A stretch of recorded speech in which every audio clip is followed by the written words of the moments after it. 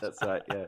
Well, Dear. that's wonderful. Yeah. So good day, everyone, and Ah, welcome to hmm. Crowper with Shaun Hall. Good evening. Quick off the mark, Peter Turner, Hello. Welcome back. and welcome back, Peter Turner, and me, Tim Appleton. Now, before we begin, I should like to incite you to like, subscribe, and comment if you will. Since, to quote one of our heroes, Robert Fripp, we do respond to enthusiasm. Now, Peter and I recently did an acclaimed episode on Simon and Garfunkel, and in which we discussed the sort of ambiguous relationship of their classic album bookends to the summer of love culture and so forth.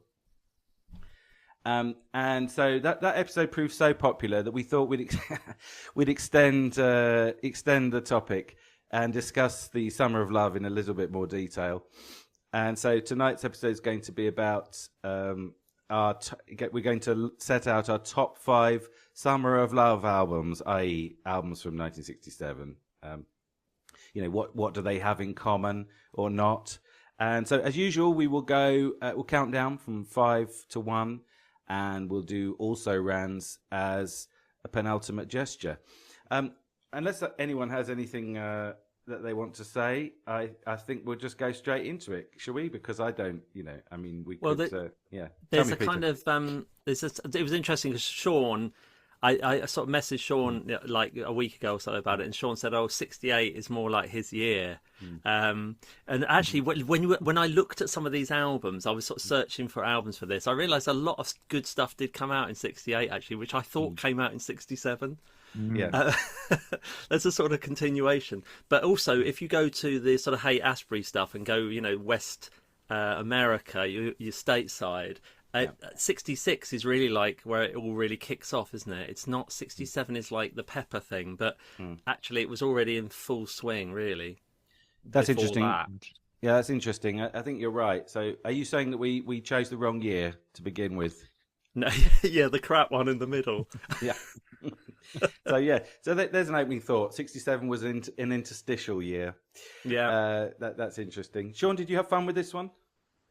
Yeah, I mean, actually, I said this to Peter that I was struggling to come up with albums I like, but I did come up with albums, but there is a slight similarity between the stuff I've picked, so I won't say what at this stage. Fair enough. Yeah. I had some I've got one or two sort of culturalist points to make, I think, because I found that there was a certain commonality, or sometimes reverse commonality between my picks. But anyway, we'll get into all that now. So let's start with our number 5s then. Peter, would you mind kicking us off this week? Yes, and controversially, I'd like to start with something that isn't psychedelic, because it wasn't all psychedelia. Although you kind of think of like Pepper was May or June that year, and that everything sort of changed after that, and people knew what was going on, obviously, and there was a lot of change happening. But I've chosen John Mayall and the Blues Breakers' A Hard Road, which is a straight blues album pretty much, with Peter Green. So this is the one that comes after the Clapton one, called John Mayall and Eric Clapton. So Clapton had gone off at this point. But it also proves, I think, this album it is an attempt to kind of give birth to some sort of British blues thing, I think. So although everything is based on that sort of Chicago sound, Muddy Waters and that kind of Howlin' Wolf and that kind of scene, it kind of feels like this is a second stream of rock music that's sort of starting up, because there hasn't really been much in that way, actually. It's been sort of simmering, but this is like an explosion of actual British, blues. And John Mayall is absolutely like dedicated to this, and was, all throughout his life, to sort of keeping the blues alive, but in his own sort of way, really. And he never had a great voice or anything, but the passion he had for it is remarkable, really. Peter Green is a real highlight, I think, on the whole album. And of course, this also contains John Mayall's Blues Breakers, is the birth of quite a lot of other musicians as well. You know, a lot of people pass through the band. And of course, this is sort of where Fleetwood Mac came out of as well. You know, this is kind of where they sort of are driving their way through it and off. And Peter Green then becomes, you know, the founder of Fleetwood Mac, and off they go. So I think it's a really good album. It's very well produced as well, actually. It has a kind of rawness to it, but they capture it really well live, I think. You can tell with some albums, it's very loud. It's a loud album, this, but they've kind of had to sort of control the volume somehow in the studio just to sort of get it out there. But yeah, John Mayall, my number 5. Interesting choice. Obviously, we're limited to 67 here. Do you prefer that to the previous album? I think ultimately, I know there's a big debate, you know, the Peter Green Clapton thing. Ultimately, I prefer Clapton. I think that he's just got the chops, and I hate that sort of way of seeing it. But I think when you compare those two, he just is a more exciting player, I think. I think Peter Green has real soul. Some amazing live recordings of Peter Green in that early Fleetwood Mac stuff. But in the end, I think I prefer Clapton. All right. Thanks a lot. All right, great. Well, Shaun, would you like to take the baton? Yeah. Okay. So my number 5 is the Yardbirds' Little Games, which actually didn't get released in the UK, I'm led to believe, but got released everywhere else and in the US. So it's their 4th album. Jeff Beck had just left, or he'd been fired after he'd contracted an illness apparently and couldn't tour. Well, that's what he said. I mean, maybe he was making an excuse. So anyway, this is the album where Jimmy Page takes over lead duties, and it's a funny little album, really. It's got a sort of it's sort of got a casino, sort of like a 60s casino album cover, sort of very pop art, cartoony.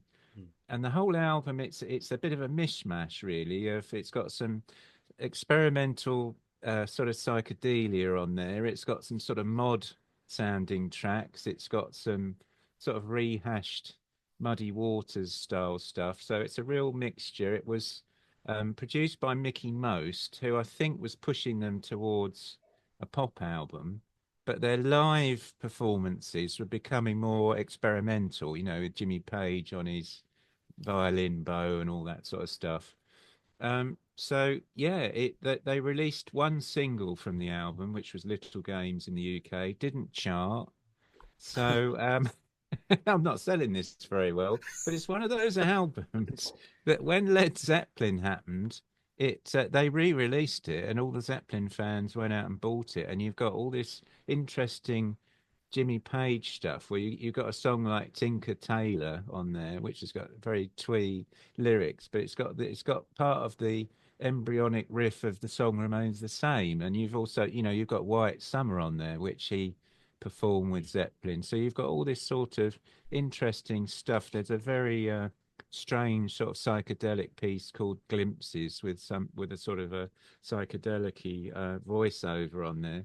You've got oh God, you've got Only the Black Rose, which is a Ralph and McCarthy track that kind of is the forerunner of Renaissance. So there's all this interesting stuff on this album. Whether it's a great album, I don't know, but I'm quite fond of it. I think that's the term. I'm fond of it, and it's an interesting sort of little cult album, I think. I don't know if it's better than Roger the Engineer, which I think is the high point, but I think for sort of Zeppelin fans, it's a little, you know, curate's egg, I suppose. There you go. Yeah. Right, great, thank you. So that's we talked about interstitial years. They're sort of interstitial band in a way, the Yardbirds, because you're right, they're sort of they're fermenting things which come back up later on. Led Zeppelin and Renaissance. It prefigures the 70s, doesn't it? That's like vomit. Oh, dear. All right, great. Well, look, thank you, Shaun. Okay. My number 5 is Axis Bold as Love by the Jimi Hendrix Experience. Now, according to Ian MacDonald, you know, the famous book Revolution in the Head, 67 was really the year of pop postmodernism. right, as it were. And I think Axis Bold as Love represents this very well. Actually, this is a theme that I'll come back to sort of in some of my other choices. Because I think this is a bricolage, basically, this record. Like it's a sort of improvisation in various kind of like adjacent styles. So you got jazz, blues, even sort of like nascent heavy metal, so to speak, psychedelia, pop, and also like you've got sort of moments of like white noise in it. So in a sense, it's to me, it's like the most contemporary type of music imaginable. It's sort of trenching on at times. It's trenching on kind of aleatory composition. Sort of seems to test the limits of music itself. So it's thoroughly experimental. Sometimes it even almost reminds me of like Stockhausen or things like that. And another thing I was thinking, this is a bit abstract, but like I was thinking about situationism. Because the situationist movement, because like May '68, of course, is on. We keep referring to like previous and subsequent years, but May '68, in Paris was on the horizon, wasn't it? Where there's sort of a near revolution in France, and that was sort of inspired by situationism. This whole idea of like just it's slightly Dadaist, inflected, revolutionary Marxism, where you kind of like take something, you kind of embrace the contingency of your situation and kind of like do something interesting with it. So I think it's a really, it's almost like a cultural milestone, this one. Now I like all of the Jimi Hendrix Experience albums, but I think for me this is my favorite. This is the most consummate one, I think, which is a happy coincidence because it was released in '67. Mind you, Are You Experienced also came out in '67, but this is my favorite of the two. I think this one's more harmonically interesting, and I think the moods are more well balanced. I think it's not all good, but I think the highlights here are sort of definitive, really. Title track, Buzz Love, Castles Made of Sand, If 6 Was 9. Shouldn't that be If 6 Were 9? Should be subjunctive mood, shouldn't it? But that's just a niggle. Little Wing, and Wait Till Tomorrow, which is a personal favourite. Lovely little deep cut, that, I think. So I think those are sort of for my taste, among the most beautiful sort of experience tracks. And I think the linking tracks are often treated as like sort of musical interludes, which works programmatically. Peter, you have your hand up. Can I? Yeah, we should do that thing where you have a little hand up. Basically, the thing I find is Hendrix is the only example in the '60s, I think, where basically he's better live than in the studio. And this is why I've always struggled with his albums, because I know full well, and not all of it was done live. A lot of it could not be done live, but he's so good live that everything you hear pretty much transfers into some other dimension live. So I always feel like the albums always felt like a pale version of something that was so much better. He was such a great blues guitarist, such a great rock guitarist and everything, jazz, like you were mentioning. It's just, Little Wing, things like that. Until you've heard that live Little Wing, the live recordings are amazing. So I know what you mean by that album. I agree. I think it is the best one, actually. But at the same time, he's a tricky one because he's just so much better live. I think you're right. I think it's a different. Maybe we should do an episode on Hendrix because we haven't done one yet, have we? But I think it's the sort of it's his foray at this point into like pop music, isn't it, and stuff. And the albums are a different proposition. The studio albums are a different proposition to his live work. You can see one as a reduction of the other, or maybe even vice versa. But they are a different thing. But I just think they've been incredibly successful. I think this is an incredibly successful album, really. And that, in the end, is why we're here discussing all of these things. Okay, good. So, lovely. Right. Now, Peter, number 4. So I've got for number 4, Cream with Disraeli Gears. I have to say, I think this is just a great listen from beginning to end. And I feel like we're sort of treading over some things we've spoken about before as well, because these have sort of come into other conversations, haven't they? Harping back to the Hendrix thing, I think what's really nice about this is it shows a clear way. Just keep talking about Hendrix. This shows a sort of clear way forward for the trio, doesn't it? Because this is like blues rock, but at an achievable level, basically. I think the Hendrix stuff is just so like stratospheric. No one tries to do that, but Cream are a real inspiration, aren't they? Because there's something people can do. Have a listen to it. You can hear the parts. You can play the parts. It's more than blues rock. This album as well. If it was just blues rock, I don't think people would even remember it. It's the fact that you've got that fantastic writing, which has that kind of, I hate saying the word raga, but it's the only word I can think of. Those sort of raga influences, Eastern. It's a bit of psychedelia in there as well. There's even a kind of cabaret, isn't there, at the end, silly little song. There's this sense that it's like a thinking man's rock being born, basically, on this album. But the writing is really good. It's different to anything else you've heard at this point. And I just think, in terms of production and things, I'm sure it could have been possibly produced a bit better. It's a bit fuzzy in places, this. But I just think it's beautifully written, and it does show a step into another world of rock, which so far hasn't really happened. The Beatles have gone off and done something weird. But in terms of rock music, this is like a beginning, really, I think, of something different. I'm delighted because I've just realised I can crack out the Peter's Got the Blues jingle for the podcast. So that hasn't had an outing for a while. Cheers. Brilliant. Yeah, I'm saying nothing on Cream. Maybe I shall come back to them. Okay. Sean. Yeah. Okay. 4. I've got the Who and the Who Sell Out. I really like this album.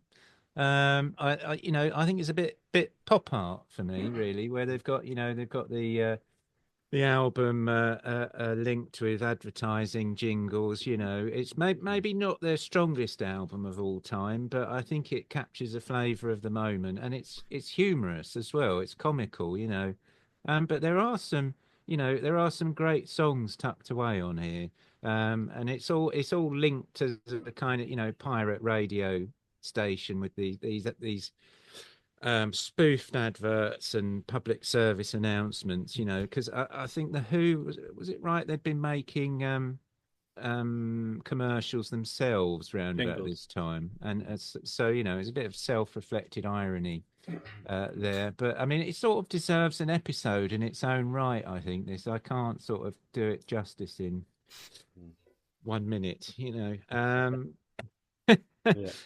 But there's some great tracks on there. I really like Tattoo. You've got a little sort of mini opera rail tucked away there on side 2.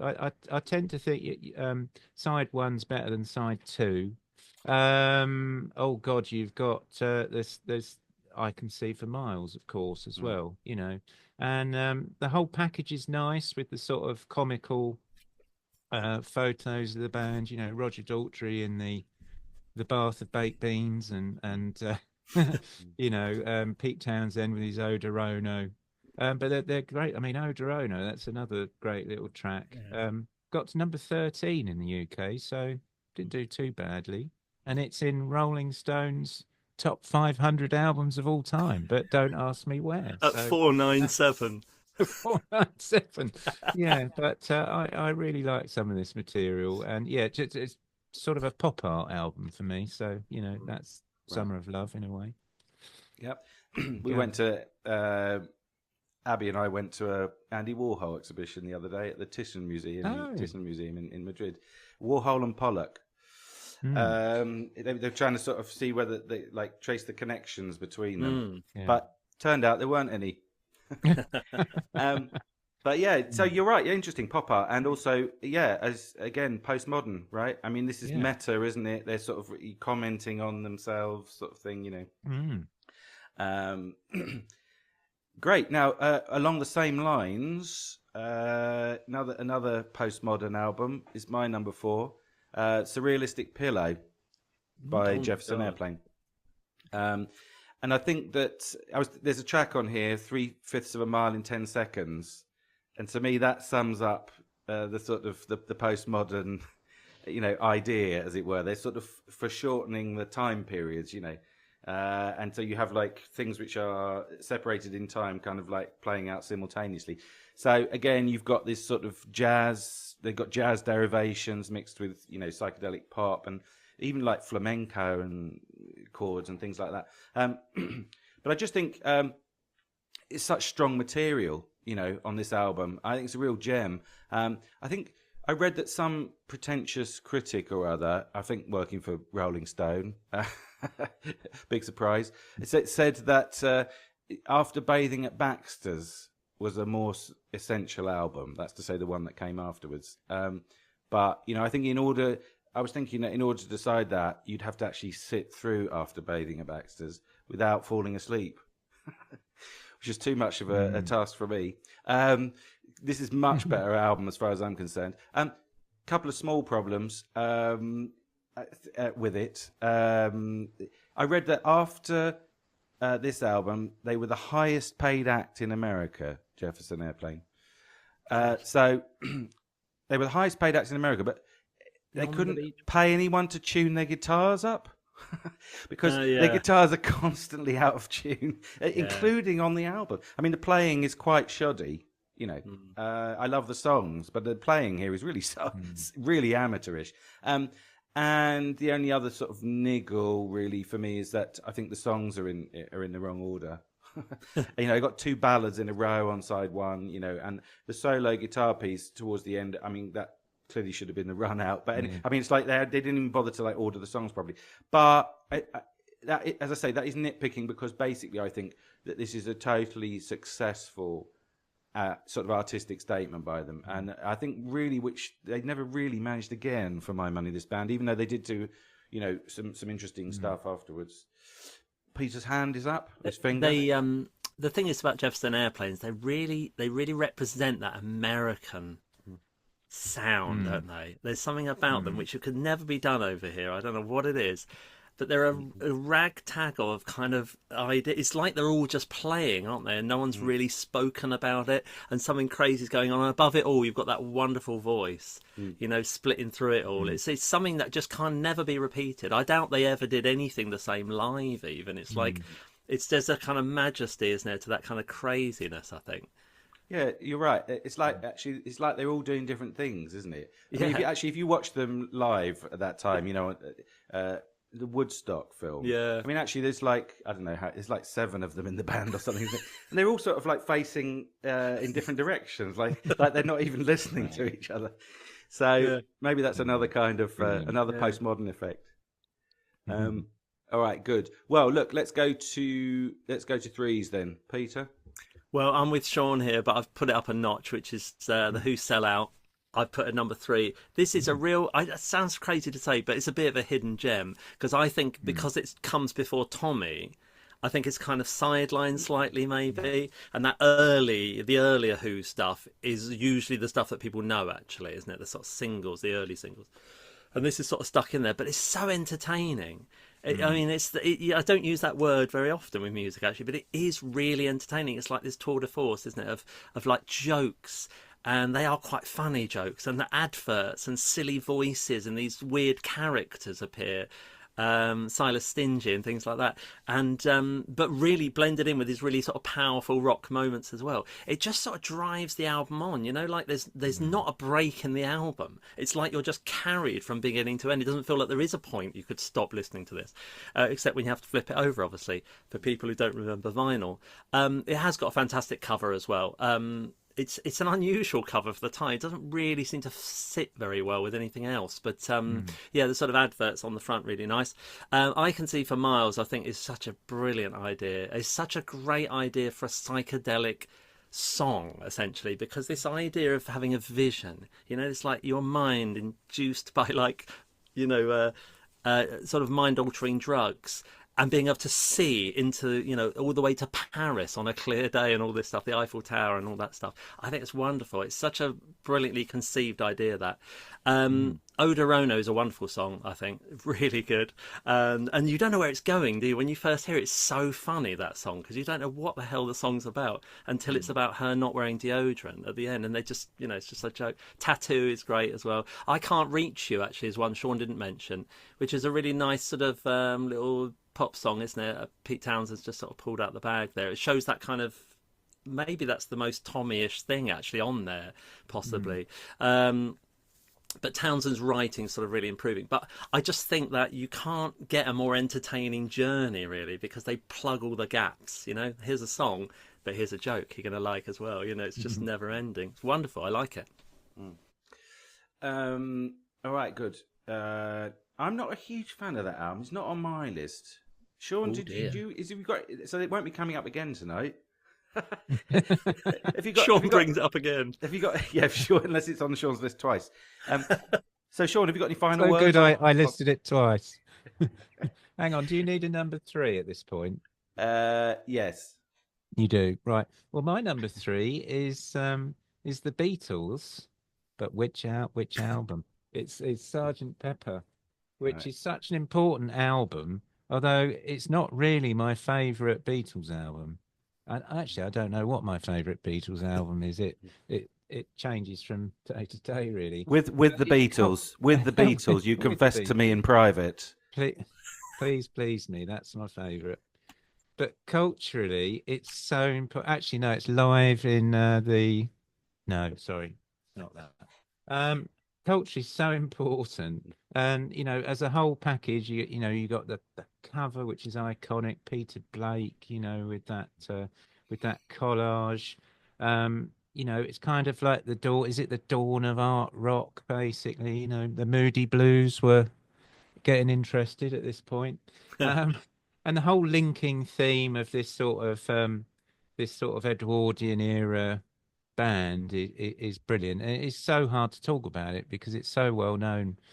This album, I guess the highlight is A Day in the Life, which is absolutely fantastic. The John Lennon and Paul McCartney working together, and you've got a mixture of sort of I think it's cross generational, this album, isn't it? Because you've got the youth obviously embraced it, and then you've got Paul's sort of little granny songs, haven't you? When I'm 64 and so on. And I think that's the thing about the Beatles, that they appealed across the board. They didn't just sort of sideline anyone. And then you've got I think there was there was obviously drug references which led to certain songs being banned. Is it a concept album? Well, I don't know. Somebody tell me. Tracks. But is it the Beatles' greatest? I don't know, but it's certainly extremely influential, and there it is at number 3 for me. Excellent. I'm very glad you mentioned it, Peter. I was just going to say that it's interesting, when we spoke about the Beatles before on one of our other episodes, we said that the problem is with comparing Beatles is that we think of them like oxygen, which is they're just there, and you look at all the other bands and put them in order, but you don't tend to slot them in. And I think in a way what Sean's alluding to is the fact that it's kind of like it's so all pervasive, that album. It's hard to know where to begin with it, isn't it? Because you don't really line it up with anything else. So that's why it does not appear on my list, because I just sort of thought it's so obvious to put it in, but it's very hard to sort of line it up, actually. It's like it appears outside. It's like a heading for all the other albums, isn't it, or something like that? So the bag within which you put all the other albums, maybe. Yeah, they sort of condense everything. The Beatles, don't they? Condense everything that's happening at that time. Because they're the paradigm, really. I suppose that's the word. Because there are other bands who were doing psychedelia sort of earlier, and even like sort of concept stuff, but they just kind of put it all together, don't they? The Beatles. It's like a sort of conjunction. All right, good. They're a bit like the Apple of rock music, which is ironic, isn't it? Being as they had Apple records. Right. In what sense were they the Apple? Are you Well, talking because about the Garden of Eden? Apple took existing technology and sort of made it nice and better, basically. But they didn't invent anything. That Apple. Apple. The Beatles. I don't know. I'll just ignore that. Edit that bit out, please. I always thought you were talking about, like when Eden.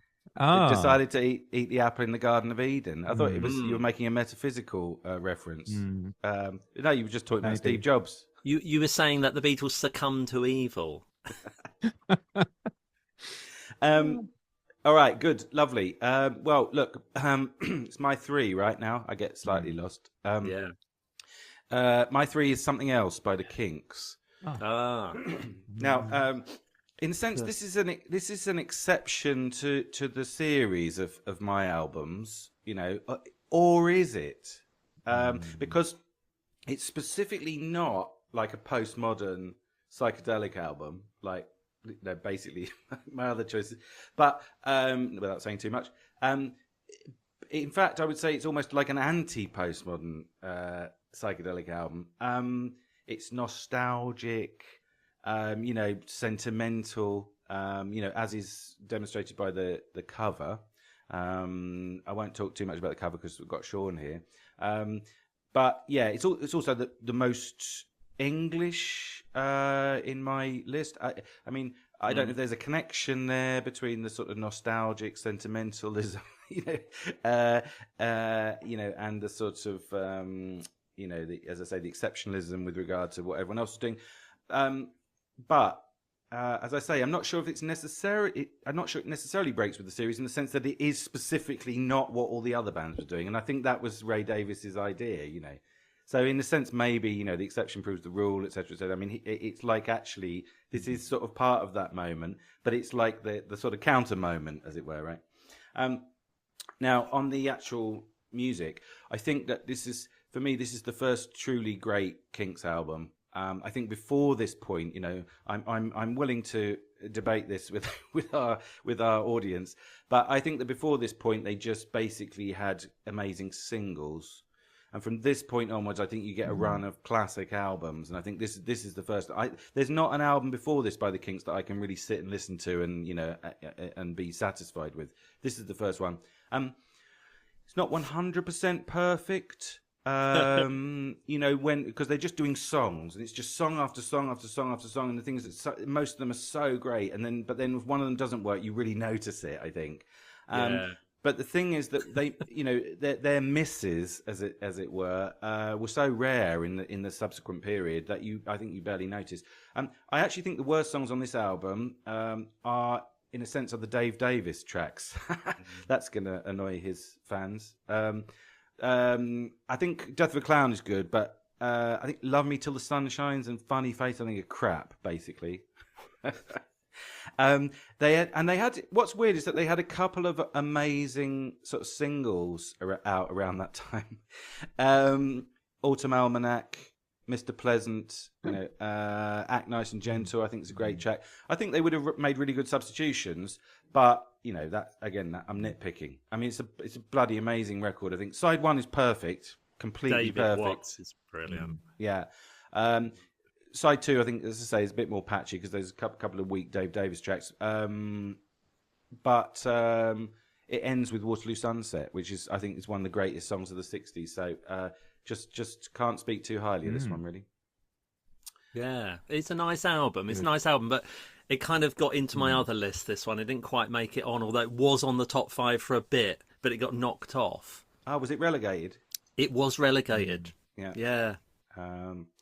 You know, sort of, I don't know, Ipswich Town after playing Luton, something like that. Okay, good. Now, twos. Peter. Twos. So this is something I've already spoken about before, which is the incredible string band's 5,000 Spirits or the Layers of the Onion. This is the second album by them. They had a very small hit in 1966, which really only people in Edinburgh knew about, as far as I can work out. This was their sort of, you know, some people consider this to be their best album, although they went to do lots of other stuff in completely different sounds, basically. I think this is a surprising album, partly because it's folk music, actually. Basically, it's really unusual. The way they go about the writing, the structure of things is never quite the same to what you'd expect. It's got a delicateness to it, which is so it takes your breath away at some points. You think, oh, why would they do that? And then it sort of really works. And you think there's a kind of magic to it like that. It's completely self-defining. They've always been like that, which is they don't tend to, it's like they've come from some other place and they've sort of crashed into, sort of gate crashed the world, and no one really understands what the hell they're going on about. They just define their own thing. And it was quite groundbreaking. People did take notice of this album, and especially people of in the sort of psychedelic scene were sort of woken up to this, I think. And the song's pretty good too. I do. I mean, pretty much every song on the album I like anyway. It's always been a firm favourite of mine. It didn't really start anything off though. It's interesting, this album. It's like, in a sense, they didn't really even take this on themselves. It was a complete standoff album, really. They just kind of move on after this. But I think, in a way, like the Pepper thing, and even before Sergeant Pepper was released, people knew what was going on with the Beatles. They knew something like that was coming, didn't they? And there are albums before Pepper that are sort of like that, and then afterwards. But with this, no one knew anything about them. No one reacted in a way that they felt like they wanted to make music like this. There isn't really anyone else doing this, I don't think. Maybe because it's not a rock album, it's a folk album, so therefore it's not really in the realm at the time of what people were doing, which was rock music was evolving, and this isn't rock music, so therefore it kind of has a dead end. But yeah, I just love the album, and of course, you can find my track by track going over somewhere on Crapper if you want to have a listen to it. But yeah, I've always been really fond of this album. Yeah, lovely. Yes, I mean it was famously a big influence on the Beatles, wasn't it? Yeah, but I suppose with a delay, of course, because yes. It came out contemporary to Sgt. Pepper, I think, more or less. May have had some influences in the White Album, possibly. Yeah. All right, lovely, great, good choice. Yes, Peter's got a solo podcast episode on that. If anyone's intrigued. Shaun, you're number 2. Well, number 2, I've got Something Else by the Kinks. High five. I won't be too long on this. I love this album. It's so sort of humdrum, and very nostalgic sounding. The songs are like sort of little vignettes, really. And I think in the way, the Beatles were doing, you got songs like Penny Lane, which are sort of nostalgic for sort of the Scousers, and Ray Davies, it's a much more London centric form of nostalgia. It's sort of slightly music hall in style, I suppose, and it's basically a sort of, I think you alluded to the fact it's a sort of anti-Summer of Love album, isn't it? Didn't do particularly well when it was released, because good old Pie, the record label, were putting out budget compilations around the time of its release. So I don't think it did that great. But, the songs on it, Afternoon Tea, I absolutely love. End of the Season, I love. It's so sort of melancholic, that sort of end. It reminded me of a trip I had up the pier at Southwold last weekend in a Force 9 gale. And we tried to go into the cafe and they were just sort of shutting up shop and washing the tables down, Yeah, again, it's maybe not the greatest Kinks album, but, as you said, Tim, it's got Waterloo Sunset on it, and it's absolutely fantastic. Oh, Mick Avery, he often gets overlooked, the drummer. And Buddy Rich said that he was probably the best drummer of the 1960s, of all the sort of British sort of beat era drummers. He really rated him, and I do too. I think he's brilliant, and he's barely known, I'd say, compared to say Keith Moon or someone like that. There you go. Yeah, I think in Buddy Rich knows his drums, doesn't he? He certainly did.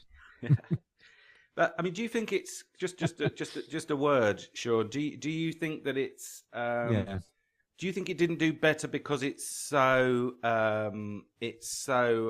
of sorts? It's so out of keeping with everything else. everything else that was going on at that time. Yeah. I mean, I think you're right. the public, Go the on. public, No, I mean, the public wasn't he, waiting for that. Asking for that, were they at that point? yeah, because I think he wrote Village Green around this time. I think it was actually in the can at this point, but he saved it Mm. obviously for later, you know. So Mm. yeah, it's totally out of step, isn't it, with that Summer of Love and Flower Power, and you know, it's harking back to the bygone era. I mean, you know, the cover itself sort of faded, sort of Victoriana style. I think But yeah, I think you're entirely right. I think also we look back on these things, don't we?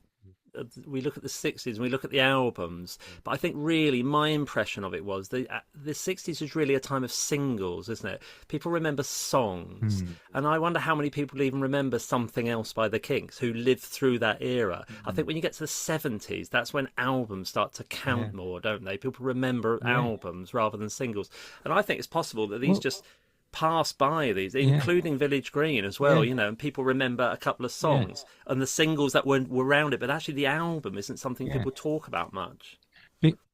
Because actually people were listening to The Sound of Music, you know, the Yes, there's a soundtrack lot. album, and Engelbert Humperdinck and, you know, stuff like that. Is that going to be your number one then? What, But Engelbert or Sean's Sound of right. Music? If you look back at if you look back at the top of the pops and you look at those listings, it's not rammed full of these songs. It really isn't, is it? It's all the other stuff like Engelbert Humperdinck. That's actually what's in the charts, isn't it? This is all really interesting. I just think that, like, what I was trying to say was that it was such a optimistic period for the youth. You know, it was so the whole subjectivity of the 60s, that period in the 60s was like, we can change the world. And then along comes Ray Davies and says, actually, you can't. I wouldn't even bother, you know.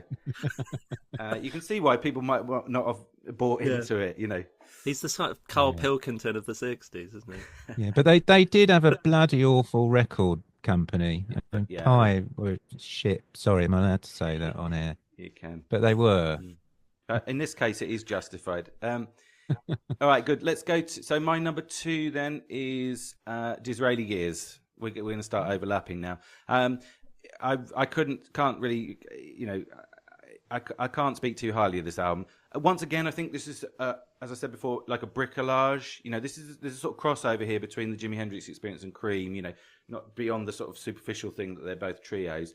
You know, I would cite the Lulu Show, famous Jimi Hendrix performance on the Lulu Show. We're going to stop playing this rubbish and start playing something by Cream. So what you've got here again, I think, is a sort of bricolage of jazz, blues, again proto metal and psychedelic pop. But this time, I think we get another couple of elements. Number one, the most important for me, is this sort of modernist dissonance from Jack Bruce, basically. Just listen to "We're Going Wrong." You know, he's just basically, it's like, I think it's like Schoenbergian. You don't actually get that in the Jimi Hendrix Experience, like those sort of melodies that he creates, the way he goes, he uses the tritone interval and everything that in a way that nobody else would have thought of doing at that time. I really love that aspect of all of his work, really, early work. And second thing is Ginger Baker's sort of Africanism, so to speak, you know, and that comes through in the percussion, I think.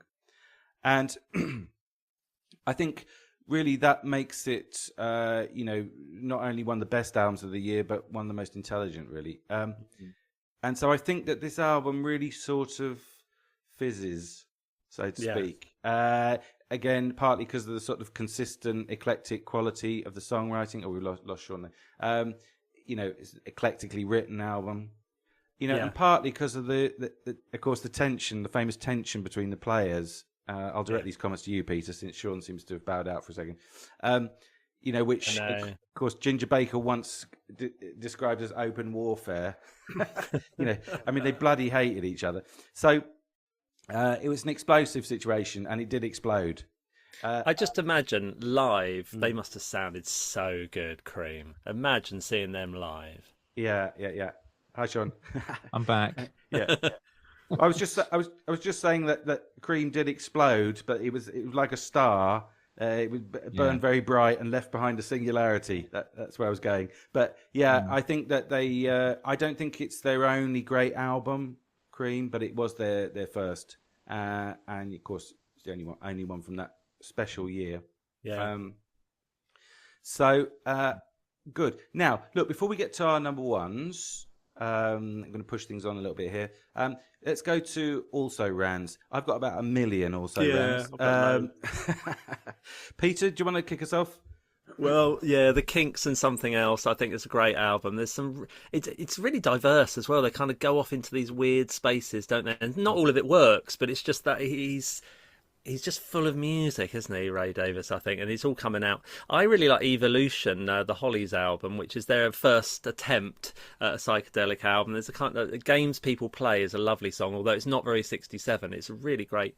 I think they're a bit of a lost band in some ways, the Hollies. Also, we've got Sinatra, actually, I've got on here as well. The World We Knew. What happened was, after the 50s, after all the Nelson Riddle stuff, people started writing for him, like sort of modern ballads. This is like the sort of Sinatra era. It's coming to the end of the good bit, and it's a really lovely album, actually. No writers you've ever heard of, but the songs are great. Smiley Smile I've got on here as well. The Beach Boys, and then probably the best psychedelic album we ever had, which was Piper at the Gates of Dawn. I've got Axis Boulder's Love, Jimi Hendrix in there, and of course I have got the Beatles' Sgt. Pepper, but I really didn't know where to place that. It was just really odd. I wasn't sure whether I should even mention it. Yeah, likewise. Shaun, what are you doing your actuarial tables there? How many also rans have you got? Well, I nearly put down the Beach Boys, Smiley Smile, but I thought, well, we've talked about them in a previous episode, so I just left them off. I didn't put Days of Future Past, but I've just got to mention Nights in White Satin. What a astoundingly good song that is. Great but song. I'm not so keen on the album particularly. Disraeli Gears I nearly picked, which I really, really like. Don't know why I didn't, actually. Strange, that. And I could have put Magical Mystery Tour, but then that's not really an album, is it, as such? It's sort of, well, it kind of is, but it isn't, not especially.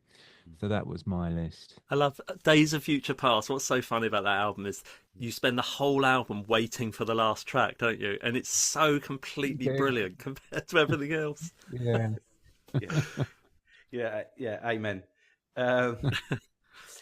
Yes, so I think I've got first of all Absolutely Free by Frank Zappa and the Mothers. I mean, Mothers of Invention. I mean, that, to be honest, that was the only one that gave me trouble, because that was going to be my number 5, but it didn't quite make it on. Apart from that, Buffalo Springfield again, second Buffalo Springfield album, which I think is a really, really good album. Not classic, I don't think. And More of the Monkees, which is the best of the 3, count 'em, albums that they put out that year. Velvet Underground and Nico, that's a joke. That's just a joke. I've got a joke then as well. Love Forever Changes. Right, okay. We're not doing our joke also, Rand. I always think that Velvet Underground is basically like music for people who don't really like music. You're going to copy it. Do you know what? If I do copy it, I don't care. I can't stand them. Although I have to say, Chelsea Girl by Nico is quite a good album. And that came out in 67 as well. 5,000 Spirits or The Layers of the Onion. I mean, Peter's already covered that. What else? Never Loved a Man the Way I Loved You by Aretha Franklin. That's good. I mean, even the title of that album's good. Really good set, that, with some great tracks, partially written by Aretha Franklin herself. But I think the only thing is that I feel that's an album more like of performance than song, a little bit. Which is kind of great, if you're into that, I mean, that's the sort of Jimi Hendrix thing that we were talking about earlier, the kind of spontaneity of the performance. And I suppose in that sense, it's almost the opposite of the Kinks. Yes. And then there's this little album called Sgt. Pepper by the Beatles. But I've never thought that was the Beatles at their best, ironically, because people always quote that album, don't they? And yeah, I think Shaun, you were saying Magical Mystery Tour, but I think that didn't come out in the UK. I think it's a better collection, Magical Mystery Tour, than Sgt. Pepper, for example. But I think it might have come out in the US in '67, but it didn't come out in the UK until '76. Right. But I will be corrected on that if I'm wrong. And then beyond that, I had these are not also Rans, but I think they're also important albums. The Who Sell Out, which you've done. John Wesley Harding by Bob Dylan. Just Inside, yeah. Songs by Leonard Cohen. Forever Changes by Love. Safe as Milk by Captain Beefheart. And Days of Future Past. So when I joked about the Love album, you've actually got it on your list. Well, I think it's kind of an interesting album, you know. I mean, I don't. It wasn't one of my also rans. No, it was just like I like it. I like it for about 4 tracks, and then I switch it off, that album. Okay, that's my honest opinion. It's kind of original sounding there. Anyway, with all that said, let's go to our what is the greatest album of 1967? Peter, if you kick it off. Well, like I bequeathed a lot of my dad's vinyl recently in the last year, and so I've actually got a copy of it here, which is John Wesley Harding. Oops, sorry. This came out about 3 days before the end of the year. It just gets inside 67. I think this album represents something as well as being brilliantly written. I mean, this you've got to remember what was the Dylan of 66 is like just imploding, isn't he? It's got to this peak point where everything has gone crazy. He's sort of losing his mind, isn't he? Have you ever seen any of those interviews from the sort of 66 world tour? It's just like, oh my God, what's going to happen? And then he disappears, has the bike crash, you know. And then he comes back with this album, which has, apart from one track, it has not a dull moment. And yet it's put across in that sort of plaintive sort of dullness. It's like done in a dull way. But this just reminds you of like what Dylan does so well, this marrying of lyrics and tune, which no one can do like him. And this album is just perpetually interesting, I think. It doesn't matter how slow, does these little country waltzes, plays the piano really awkwardly. It's so pared back from everything that was happening before. It's a complete and utter change, and it kind of brings in this next era of Dylan, you know, right the way through to like Blood on the Tracks and all that sort of stuff. It's just a complete recalibration of Dylan. I think the songs are fantastic on here. All Along the Watchtower, you know, appears on here, and of course everyone thinks Jimi Hendrix wrote that. He didn't. That appears on here. You heard it here first. But it's just, well, you know, some people don't know. I'm sorry, I'm just checking the track. I mean, I'll Be Your Baby Tonight.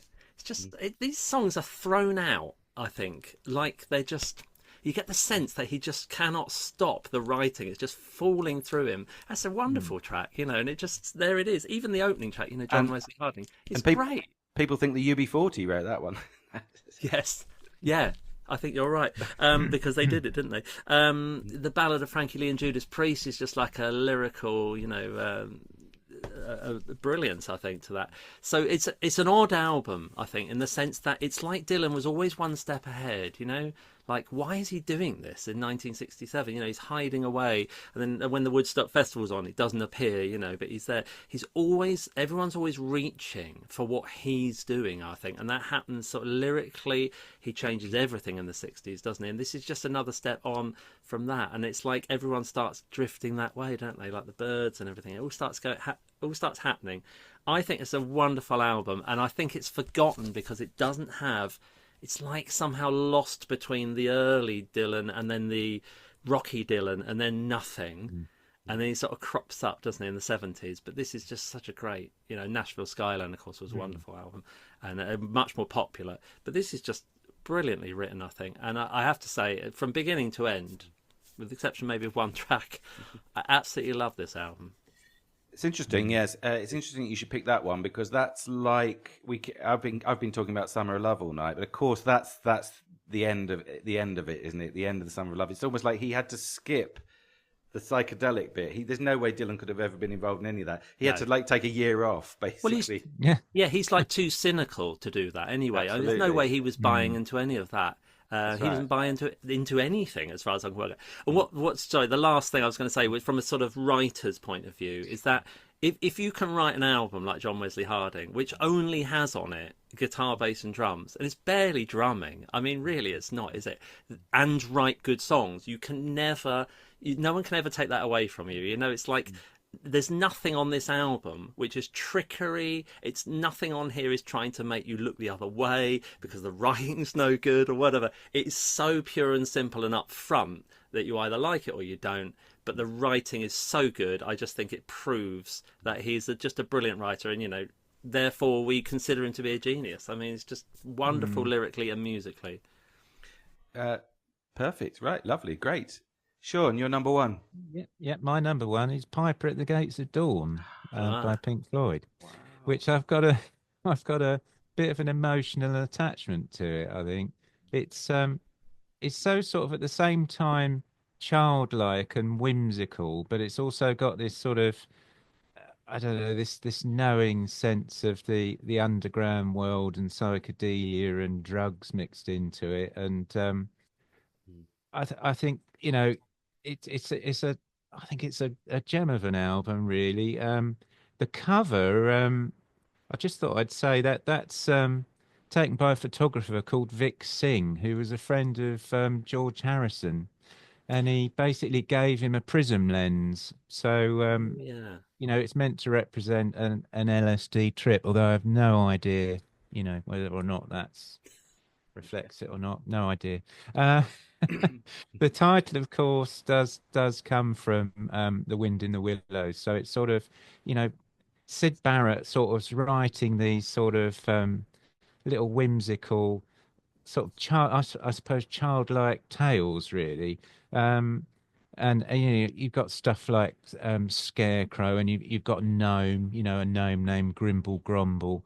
And you get all these sort of lovely little songs, really. I mean, I don't know. It's you are sort of left with thinking, where would Syd Barrett have gone after this album, and what would have happened to Pink Floyd? But I mean, I think that's one of the most frustrating things about the whole Syd Barrett story, really. I mean, he was at once childlike, and if you remember him performing Astronomy Domini in that sort of famous clip where he's raising his arms with his guitar, he's sort of slightly godlike as well, I always think, and he basically chucked it all away. I don't think he was really into being a rock star, but I think it's a beautiful sort of naive little album, this, and Floyd just went their own way after this, didn't they? But yeah, I love it. I'm kind of emotionally attached to it. I think this album. I think sort of bullying friends at school to learn Astronomy Domini. Not that it's particularly difficult, but they were all wanting to do U2 or UB40 or something like that. As well, 80s. Shaun, is that Yeah. if you look at all the singles, the sort of psychedelic singles of the time, they're completely different, aren't they, to what Floyd did, actually, which is Floyd don't they, how to write something progressive, interesting and different and put a good tune to it. So something like See Emily Play doesn't seem to fit in with any other psychedelic singles at the time, which are sort of, they're way too naive, aren't they? There's something about there's some intelligence, isn't there, to Floyd, which doesn't appear in any of these other psychedelic sort of singles mainly. Yeah, true. Well, that's fascinating. Thank you very much, Shaun. I mean, I think we're going. This isn't a complete break from that. My number one is "Smiley Smile" by the Beach Boys. How could it not be, given how big a Beach Boys fan I am? Now, there's so much to say about this, but I mean, I actually did an episode on this a while back. I mean, my argument there, I think, was that this is actually Smile. This is as close that we get to hearing the authentic Smile, because Smile itself, of course, was never actually finished. People forget that about it. People act as if it was like he was, 2 weeks away from finishing it. He wasn't really. And that was the argument I made in that podcast, which I would direct people to if they're curious. I think it could have been a sort of comeback, their comeback after Pet Sounds, because Pet Sounds had been a bit disappointing for them, hadn't it? Like in terms of sales and stuff. And again, they suffered from that thing you were saying about, Shaun, about the Kinks, that the record company was just putting out compilation albums and stuff. But I think it could also have been like possibly a comeback in terms of mood, you know, in the sense it sort of almost goes back to Summer Days and Summer Nights in that sense, because it's quite a happy up album, whereas Pet Sounds was quite melancholy, wasn't it? And again, sort of perhaps in that sense ahead of the time, but it's sort of slightly distasteful, really, you know, in the context of the era. Why wasn't it a comeback? Why didn't it really work? Well, I think it's because it's a bit of a bodge job, really, this album. I mean, it straddles two different periods. The sort of like the psychedelic period and also of the original Smile, and the sort of post-psychedelic kind of homely lo-fi thing that actually they kind of pioneered, really. So it's sort of a bit of a strange album. It's trapped between sort of, high and low production value. So on the one hand, you've got something like Little Pad, you know, which actually contains the sound of someone smoking dope and then having a laughing fit, you know. And then on the other hand, you've got like Good Vibrations, which is extremely high production, right? It's also thematic, like the sort of the whole thematic side is very weird. I mean, but I mean, even the weirdness is inconsistent because the Smile era weirdness is quite elegant, and the post-Smile stuff is almost perverse. Some of it, but still, I think it's a brilliant record. Hasn't, for my money, hasn't got a bad track on it. You know, and as I say, it contains good bloody vibrations. You know, not to mention, you know, the beautiful and epic. In my view, Heroes and Villains, which I think was more or less complete. I mean, I think this is the complete version of that track. You know, the Smile one was never completed, and so I think you know, at their most sophisticated, like Heroes and Villains and Good Vibrations, I think they were ahead of the Beatles by quite a long way, actually, in terms of like modular songwriting and everything. So yeah, it's great. I mean, it could have perhaps even been slightly better because I think they had already completed Cabin Essence and Surf's Up more or less. They didn't make that many changes to Surf's Up. So I mean, I never really understood why they didn't stick those two tracks on it, given that they already had some high production stuff. Why didn't they just beef it up a bit? But it's also quite a short album, so they could have fitted them on. But yeah, but apart from that, it's still a more or less perfect album, I think. Yeah. Peter, I mean, Smile was actually officially released, wasn't it? About 2010 or something, is that right? He did bring out. I know it's nothing. It's a simulacrum. No. It's a simulacrum of what it's nothing. No, you completely lose everything in the spirit of it. That is very true, and you're better off not listening to it. But it kind of like, I think maybe it was just ticking that box on it, which is putting the, you know, this is it. Forget it. It's done. Finally, you know, because people have been talking about it forever. Yeah. That's right. So anyway, that's it. Shaun, do you have anything to say on? Well, I was just going to say, Tim, you must be getting quite excited because the Beach Boys are going to tour Pet Sounds next year. Really? You know, Mike Love and Al David Jardine. Marks. I don't think Al Jardine's got anything to do with it. Oh God! I think it's David Marks and Mike. So it's Mike Love, David Marks, Steve Howe. Okay, yeah, brilliant. Well, look, thanks very much, fellas. That's very interesting. You know, those are our favourite albums from '67. But what are yours? Please feel free to let us know in the comments, and we might get a fun little discussion going. And well, we'll see you, you know, soon on the next episode. If you'd like to say, Shaun, would you like to say goodbye, please? Yeah. Ta-ra. Peter. Ta-ra. Till next time. And it's goodbye from me. So we'll see you soon, everyone.